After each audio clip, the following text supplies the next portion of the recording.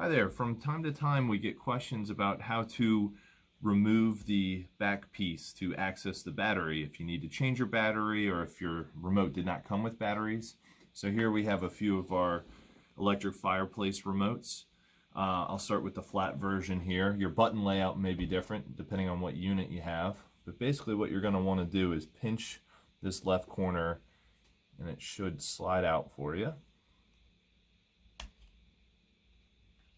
Just like that. You'll have access to the battery. This is a CR 2025 battery in this remote. Now for this style fireplace remote, it slides off a little bit different. You'll just want to grip the back. You'll access your AAA batteries right there, and it just simply slides back on when you're done.